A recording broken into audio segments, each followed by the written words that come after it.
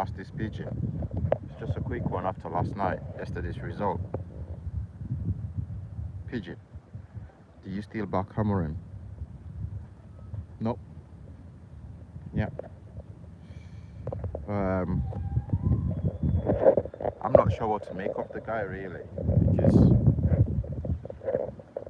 the system seems to be working in Europe, but he's never, I don't know if he's made for domestic competitions. And the fact that he's so stubborn just he keeps creating his own problems for himself. And he keeps telling us certain players are tired, but the same players are playing every single game, every weekend, week in, week out. The players is telling us that they're exhausted, they're tired, they need a rest. He's not resting them. Mazwari, like, he's playing him every single game, and he told us like a couple of weeks ago that he's tired. He told us last month that he's tired during Ramadan when he was fasting. But he's not resting anyone. He keeps playing them. He keeps playing them every single game. Man management, I don't know. He's come in and created these problems for himself. Like, literally, the first month he came in, he criticized all his players, called them one of the worst players, one of the worst teams, probably the worst teams. He might have a point in that, but I don't totally agree.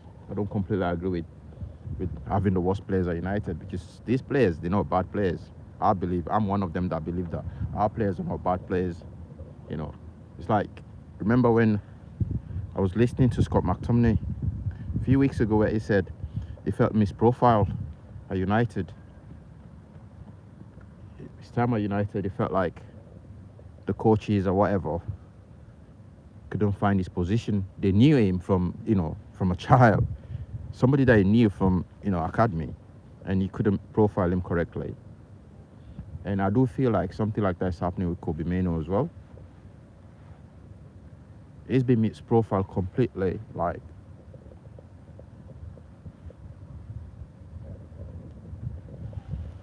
it's not game time for him.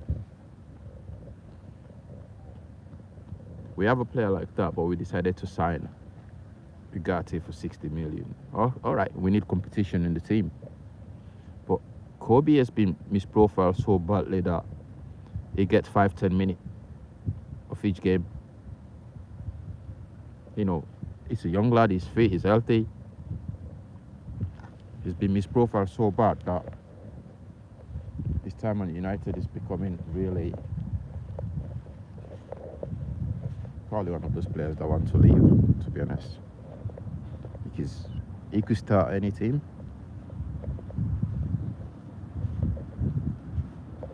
But I'm not 100% sure what the solution is. But the guy's just too stubborn for the league, for the team. Manchester United is built on a playing style that attracts other players to want to come and play for us, to want to come and sign for United.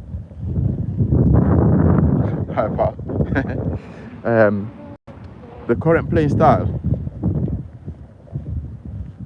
even when you play 6 defenders, we still lose. The wingers, they're not winging, bro. They lacked confidence. Garnacho, without Ahmad or Bruno, individual brilliance saves us all the time. It's not his tactics that's saving us. It's those players that actual skill set that's saving us. Ahmad is his skill set that's saving us. Bruno is his skill set that's saving us. Otherwise, if his tactics, why can't the rest of the players play those improve? He's not improved a single player since he joined United. He hasn't improved a single United player since he joined. Name one player is improved. None. Zero. Right? I understand we have to give him time, let him spend another 800 million like Ten Hag did. You know, left us with this type of players that we've gone out. But over the years we've been crying for the United way, the way United play. We need to play. We need a manager that can honour that. We no longer have that. We ditched that system. We're going for a system that, you know, that only suits Europe. You know, system that only suits Europe. Like, the Premier League managers are too smart for this guy.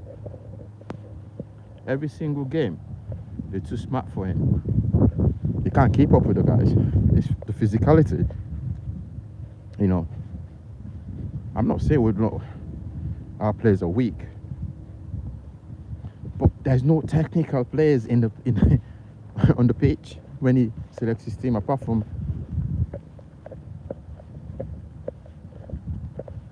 probably Bruno, who can make things happen, who can ping a ball, one or two, a couple of Hollywood passes a game. I can't think of anyone else who can do that. Who can switch play. Okay, we used to have that, Marcus Rashford. He can switch play quick, just like that. He can lift his head up, look for Garnacho on the other side, ping it. He can do that, but no, we don't have that.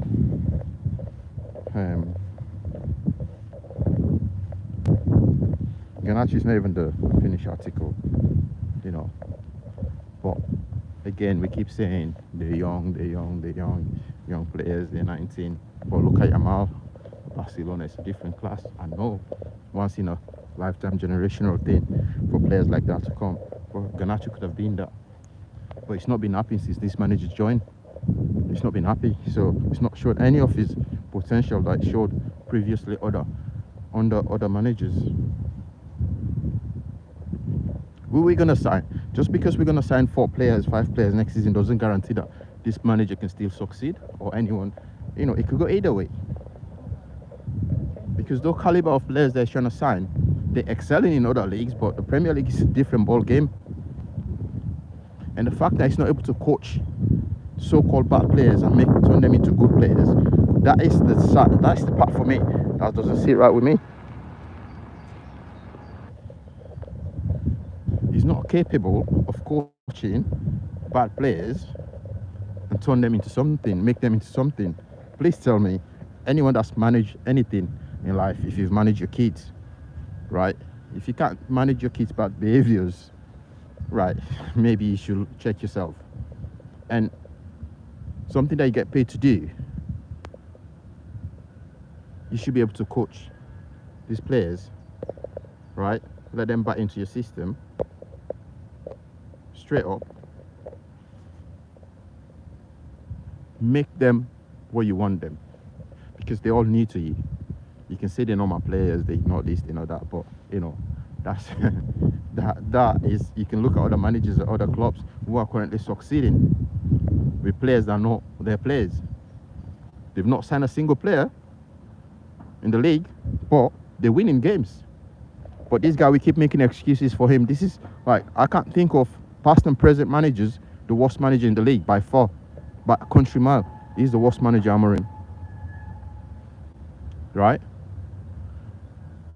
Big Ange, I suppose, is close. But if you look at the stats, Ange has already beaten him, knocked him out of competitions. So Ange is better than him, even though he's currently, what, 16 and we're 15 or 17 or whatever.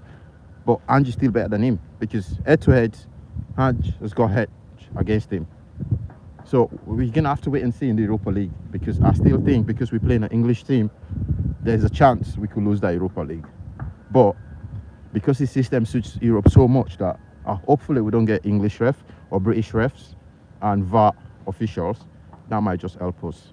But anyway, I just wanted to nip in quickly and give my take on yesterday's game. It was diabolical. Performance wasn't great. The management, in fact, the first 10 minutes of the game, they had 3 chances to cross the ball into the box. Nobody did.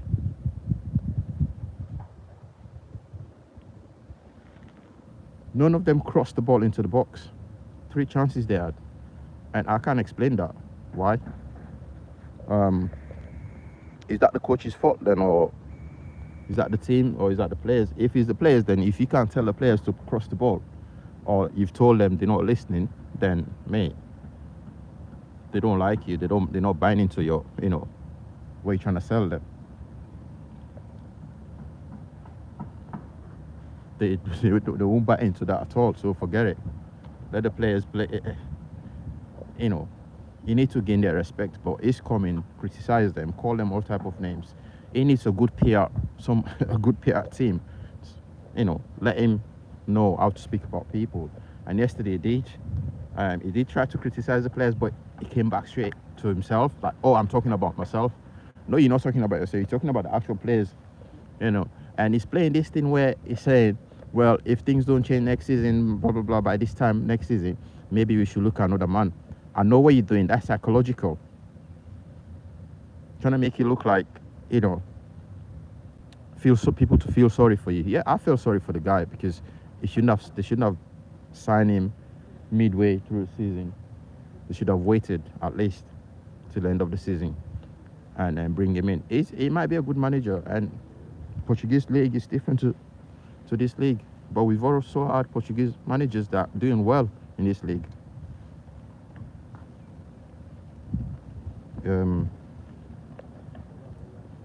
So really, I don't think he will survive if he keeps losing games like that. He can't keep losing those games. He can't keep losing them. Like he can't even secure a back-to-back win in the Premier League. That is diabolical, mate, for the standards. But anyway, the standards have dropped because they made some of the United fans not think, oh yeah, give him time, let him bring his own players.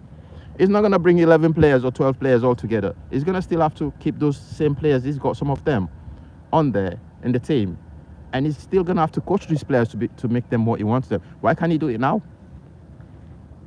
And make sure he saves those money, because we've still got young players that can still achieve what he's asking for. But he's not doing it. So let us know what you think. If you're still backing him, fair play. But I'll back him for the Europa League. But next season, I just feel like we're just going to be in the same boat, regardless of who he signed. We're just going to be in the same boat. I've backed other managers in the past through and through, but this guy, I'm backing him for Europa League to win it. But the Premier League, we're just going to be in the same boat. Right. Peace out.